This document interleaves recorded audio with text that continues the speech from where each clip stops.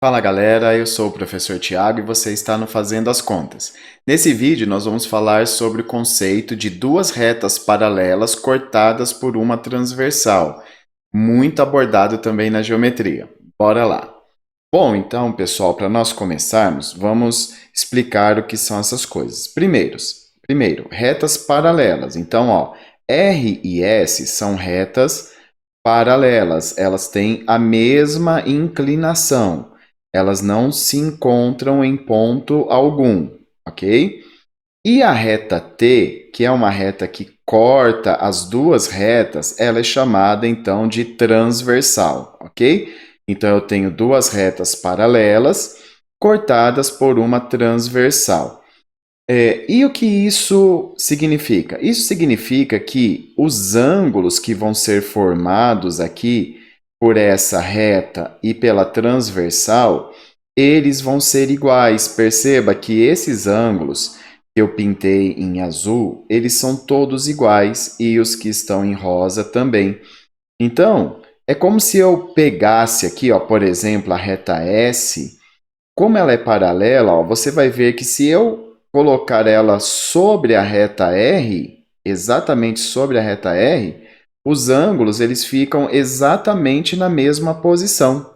Está vendo? Os ângulos ficam na mesma posição. Então, eles são iguais.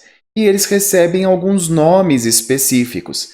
E esses nomes muitas vezes são usados. Então é importante nós conhecermos esses nominhos, ok? Então eu vou denominar aqui, letrinhas para cada um desses ângulos para nós podermos falar sobre os nomes deles. Então, alternos internos. Primeiro, o que significam ser alternos? Significa que está um de um lado e outro do outro. Então, sempre tomando como base a reta transversal. Então, está um à esquerda e o outro à direita da reta transversal. Então, isso são ângulos alternos. E o que significa ser internos? Os ângulos internos são os ângulos que estão aqui entre a reta R e a reta S. Então, os ângulos D e C, E e F são internos. Os ângulos que estão acima da R e abaixo da S são externos. Então, o ângulo A e o ângulo B, o H e o G são externos. Então, o que seriam alternos internos? Quer dizer que eles estão aqui entre a reta R e a S e estão de um lado e de outro. Ok? Então, D e F são alternos e internos.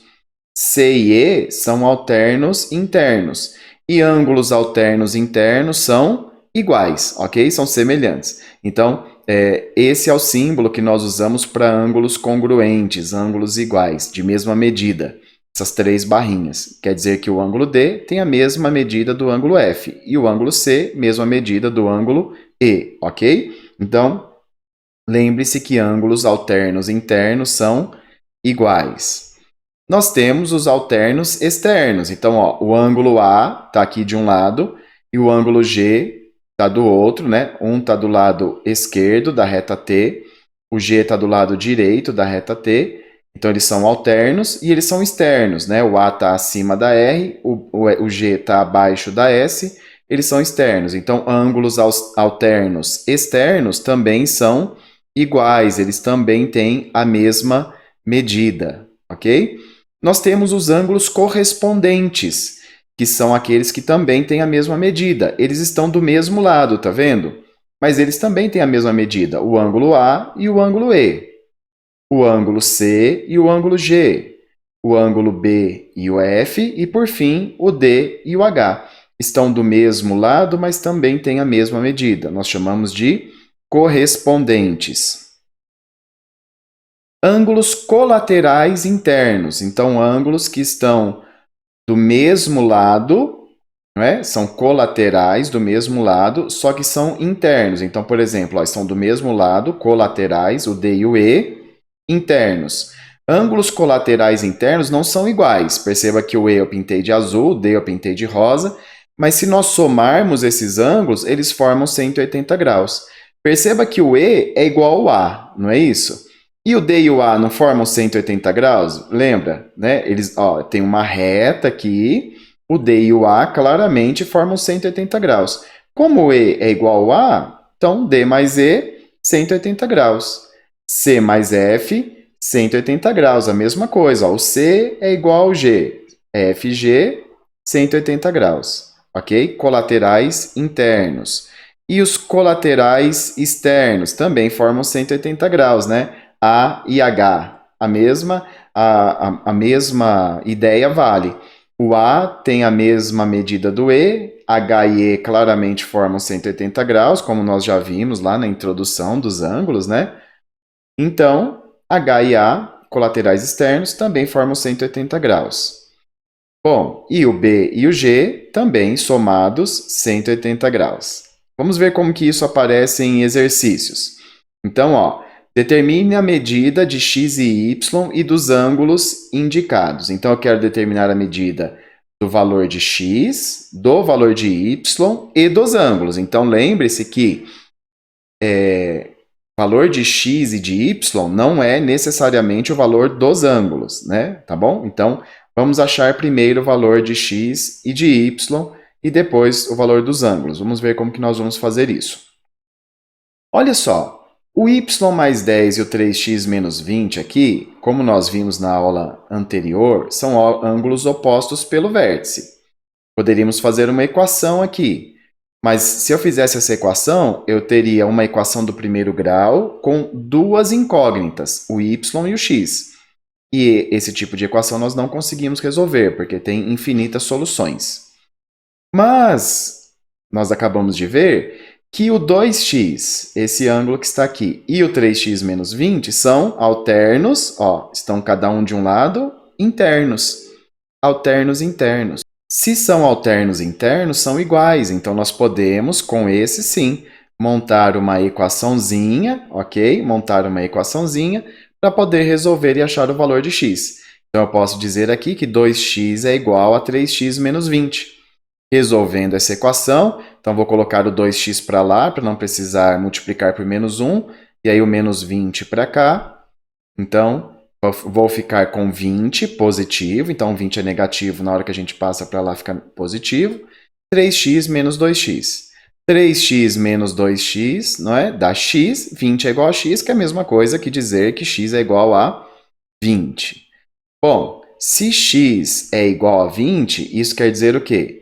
Isso quer dizer que eu já posso achar o valor de alguns ângulos indicados, né? Então, por exemplo, se eu pegar essa expressão 2x e colocar o x, o valor de 20 no lugar desse x, eu já acho quanto vale esse ângulo. E vai ser igual, vai ser a mesma coisa se eu colocar o valor do x nessa expressão aqui de baixo, ok? Então, obviamente, eu vou usar aqui o 2x, né? Só multiplicar por 2.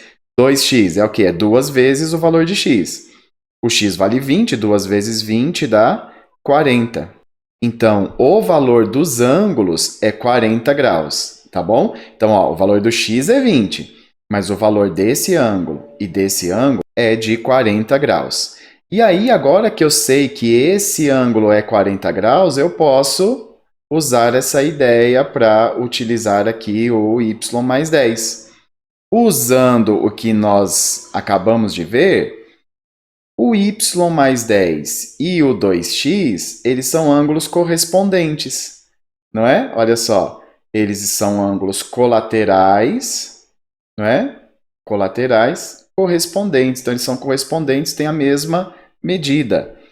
Então, eu posso usar que o y mais 10 é igual a 40.